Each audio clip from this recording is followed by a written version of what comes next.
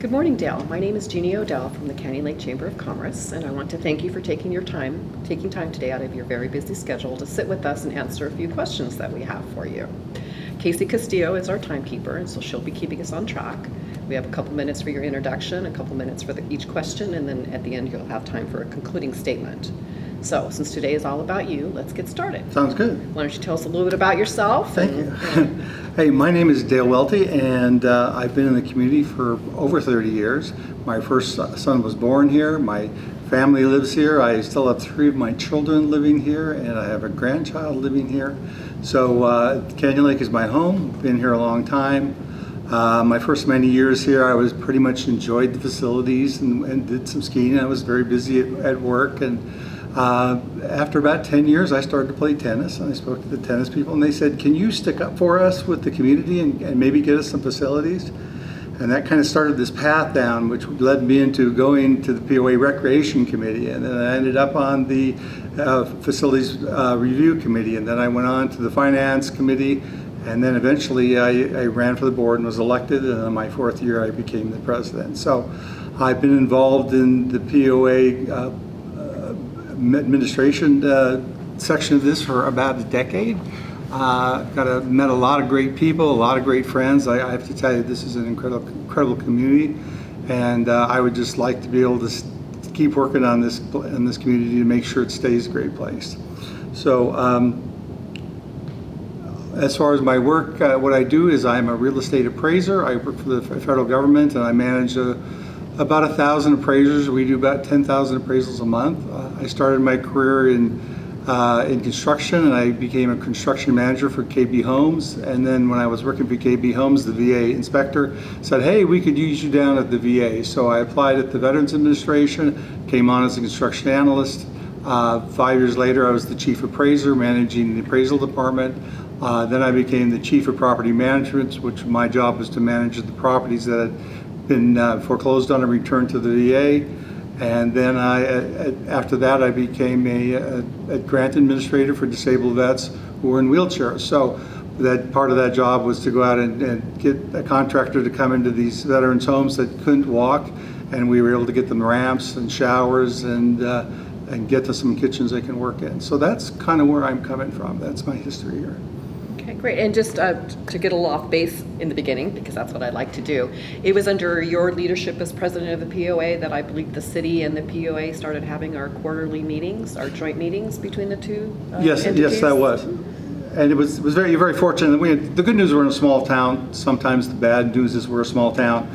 But we were able to get a couple councilmen, to get with a couple board members, to meet together and say, you know, we really need to operate as one.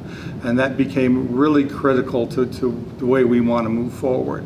And what added on to that was that when EVMWD, we had been in a lawsuit with them for a number of years, and the relationship was extremely hostile between us and EVMWD for a while. The attorneys were talking to attorneys. We weren't really talking to the people there. We had relationships that connected there. And finally, we are through that lawsuit period. We all can sit at a table. Most of the healing of the anger between the POA and the city and EVMWD is good. I think we're at that place for the 3 of us, which are the three government, or the 3 organizations that really drive us daily here. I think we're at that point we can really come in and work together.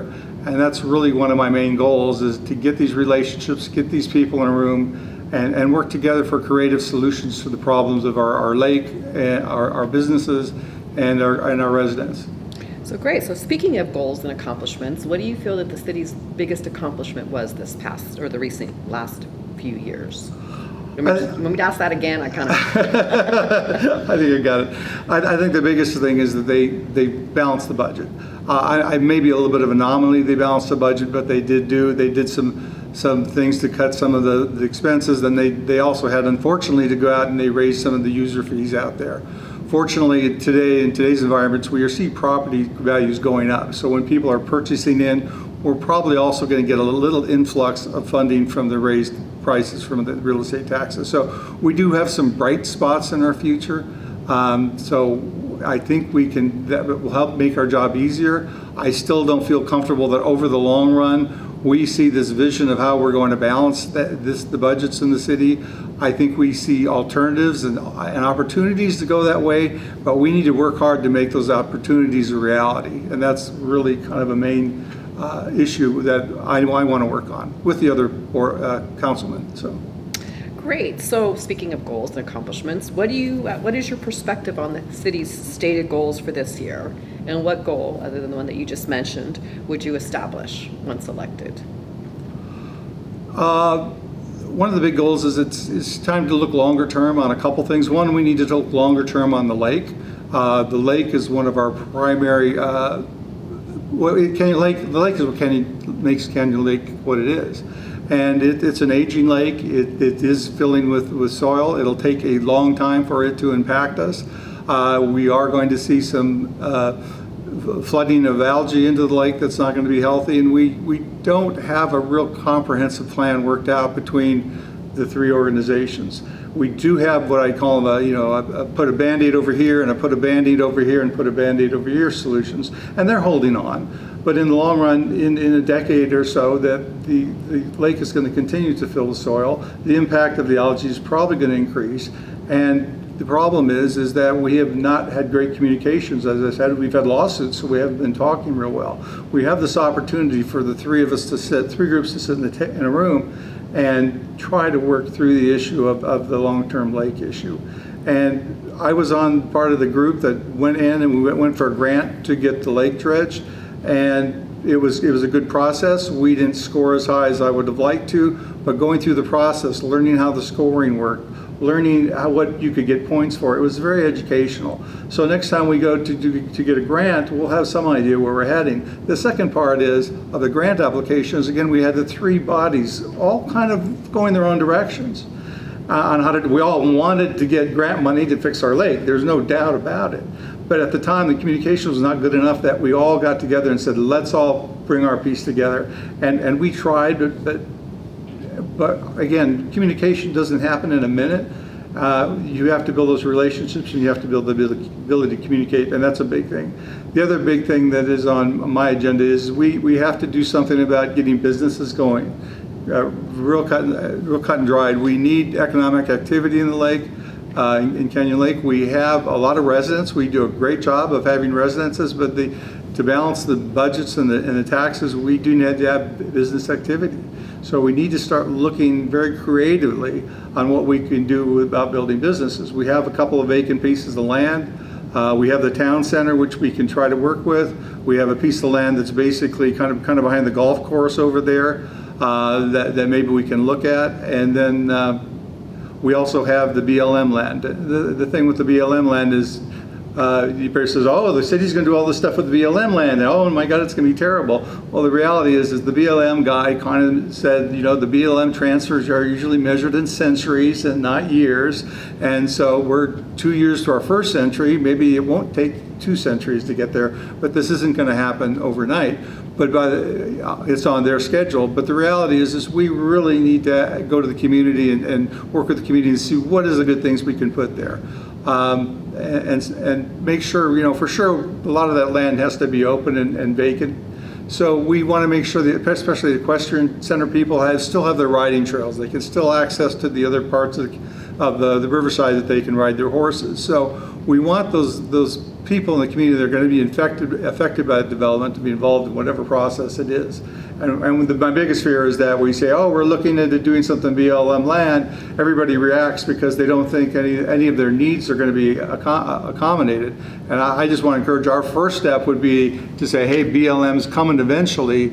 Who are the parties that have needs and want to see something done? We want to get them in a room way ahead of time. We don't want to get it at the end.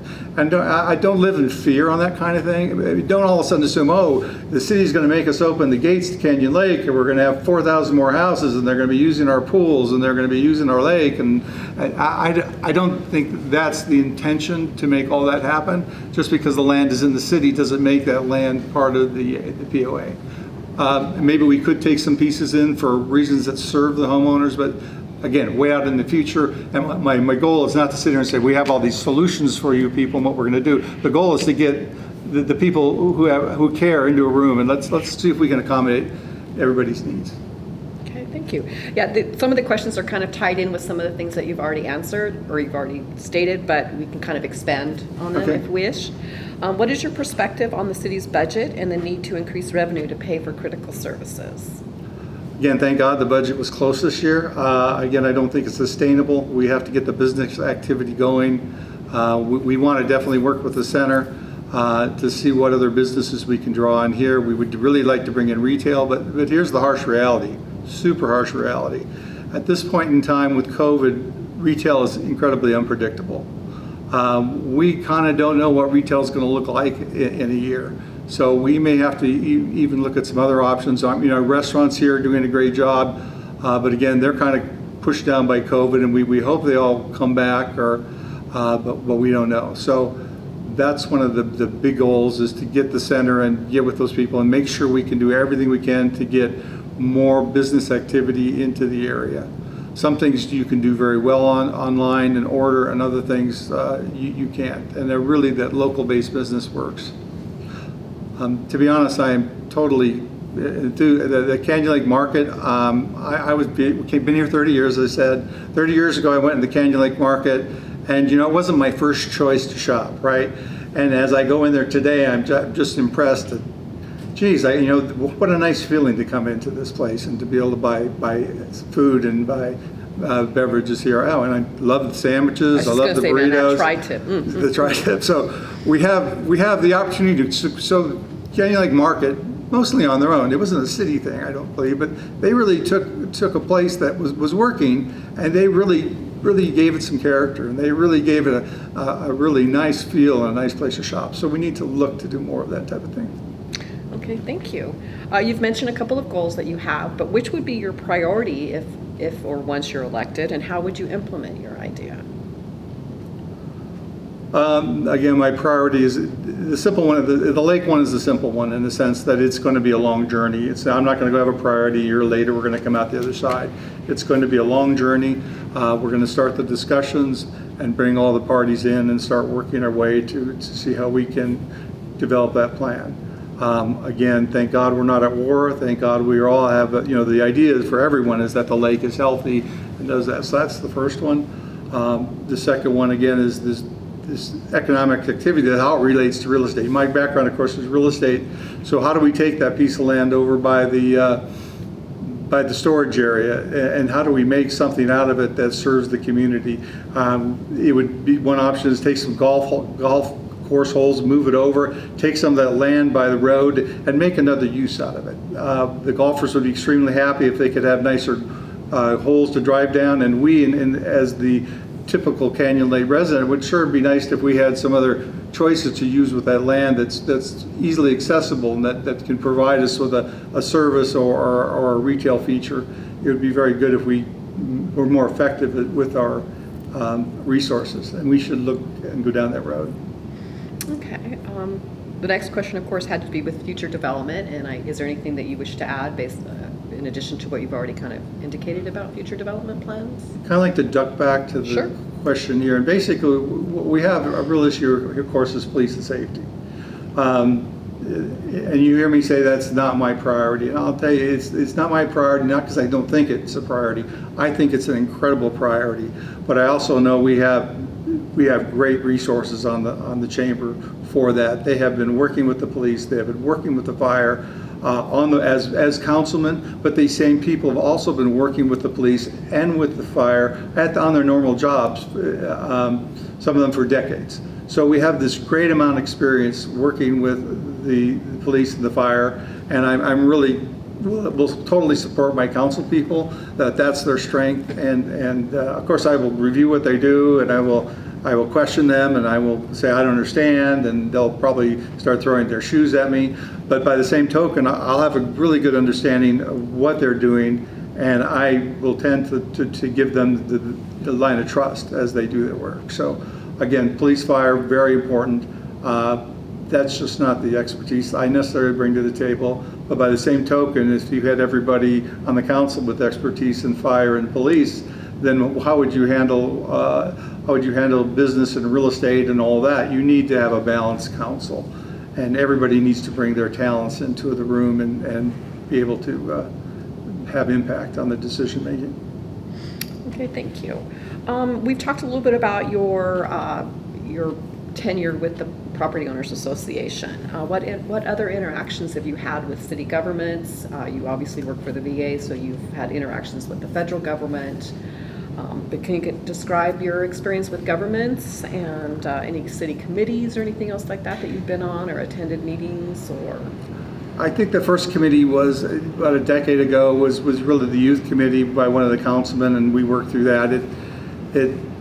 It would really, to me, was more of a POA function, working with the youth, because most of the youth activities happen inside the gate, and that organization essentially moved where I thought was proper to the POA, and today we have a recreation community at the POA. So, and I was the chairman of that committee for a while. So we had that. We also had, of course, the dredge, which we worked through. We did that with the city. On the POA, I was the liaison member with the city, so we had two of us that were board members that liaison with two of the city councilmen, so we could get in a room and talk things out. There was a couple bumps in the road last year, the year before, and some, badly enough, I think somehow the attorneys got into it way before they should have. We finally were able to get the attorneys, the city and the POA, why don't we just get the attorneys out of the room and let's just have a conversation.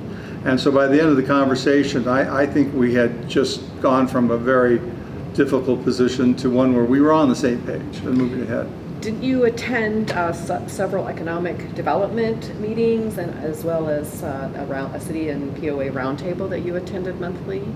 I was on Randy Bonner invited me to the roundtable back on when I was on the recreation committee. He felt that we needed to have a representative for the kids on the roundtable, which was, I thought, excellent. So I started attending before I was even on the board.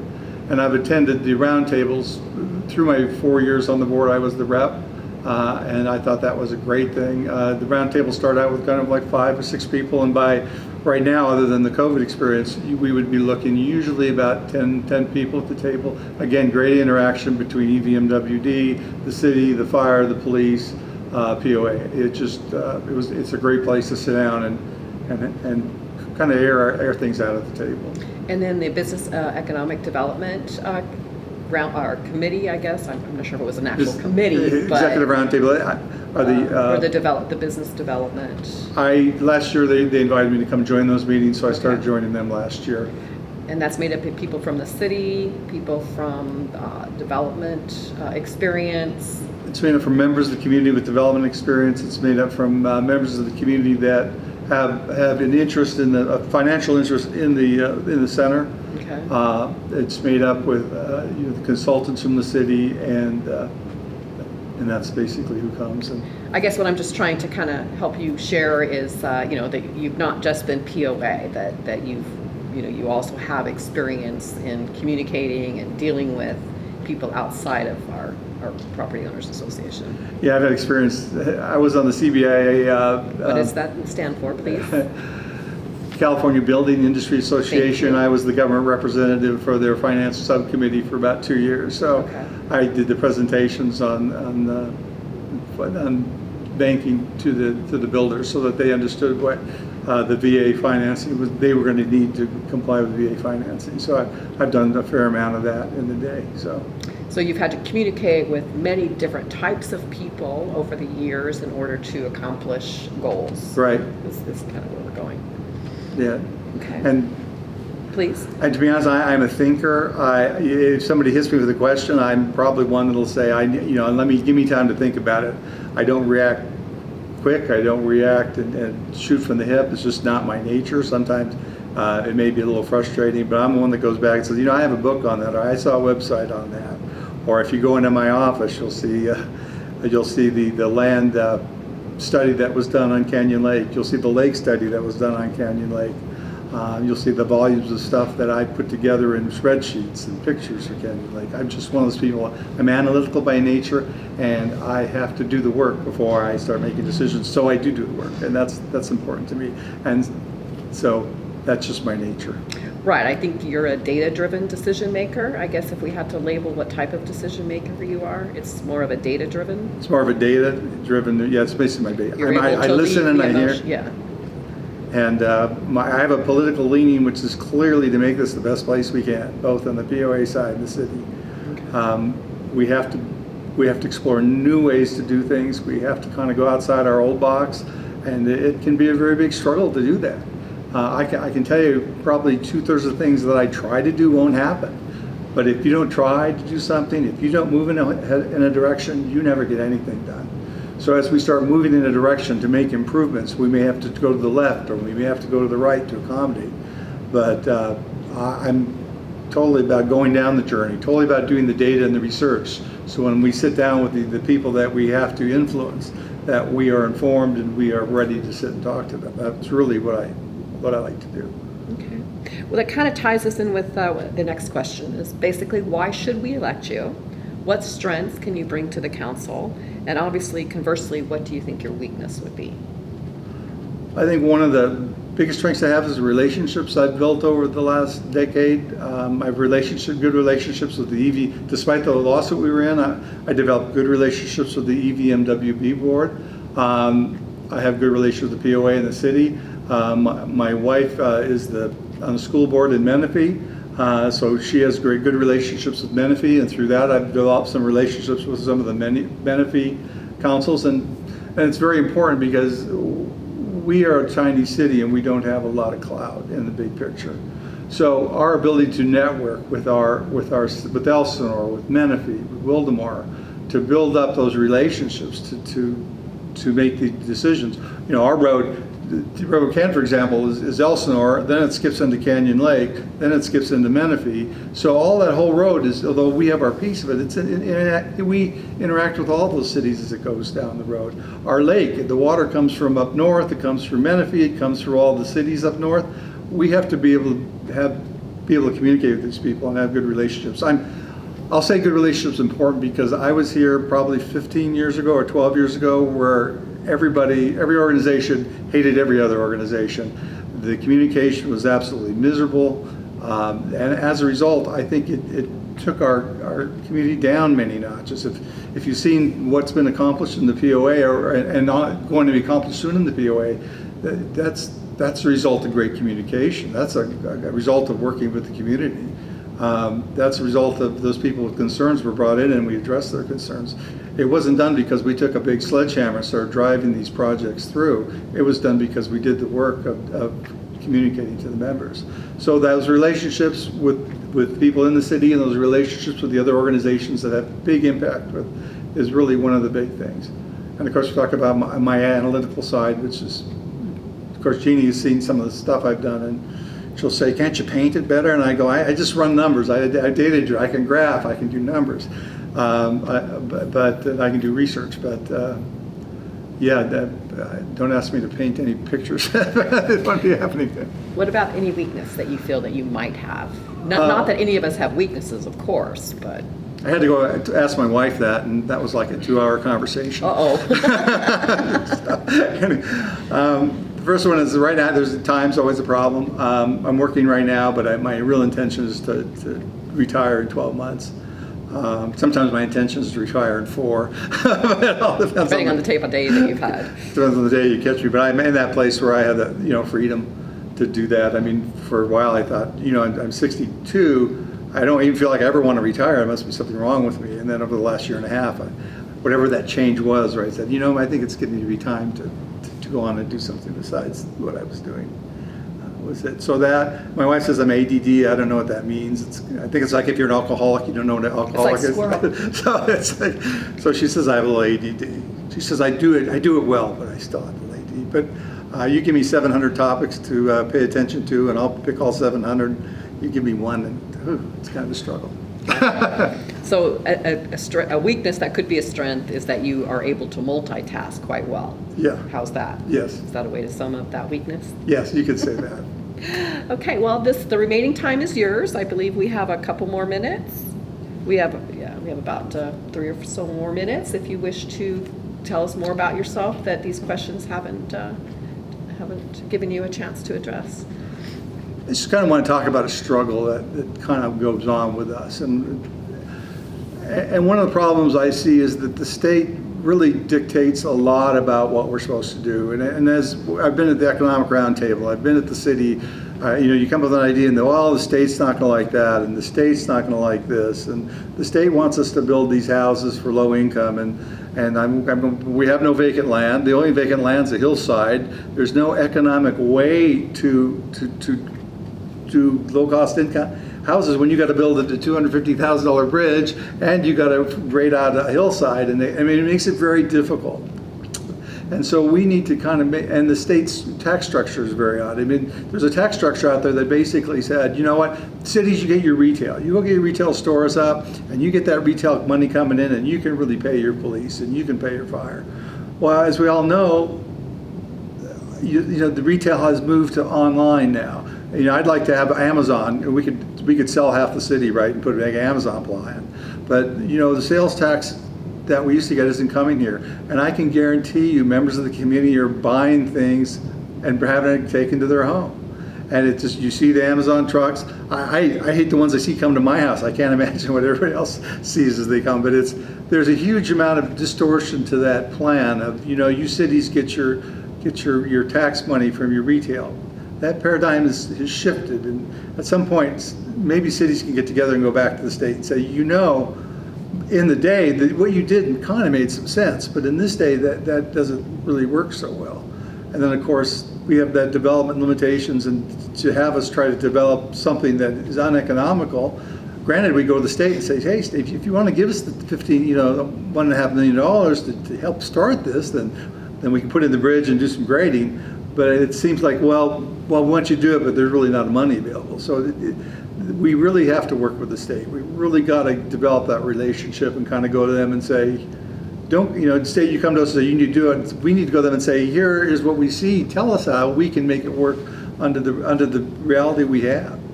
And I don't know. It doesn't feel like that's being done. It's more of a feeling of your own city, and you guys got to work it out. I'd like to be like the mouse that roared. I'd like to get get some of the cities like Menifee and Elsinore and Wildemore and kind of go to them and say, don't we all have the same problem? Can't we all get together and go to the state and say, it's just not Little Canyon Lake, it's all of us. We need to relook at how the state is impacting us. And we can go to the state and say, we agree with you where you're going. We agree that we need to provide this benefit, but we got to have some flexibility. We have another minute if there's anything else you'd like to say. I'd thank everybody for having me. It's good to come, and thank you all for listening. I hope you elect me. I've been in the city 30 years, love the city, would just like to see it become an even much greater place. Okay, well, once again, thank you so much for your time. We're still live, so don't get up yet. But I want to thank you for your time. I know that your schedule was very busy today, but the Chamber certainly appreciates the opportunity to get your voice out there. Okay, thank you. Thank you.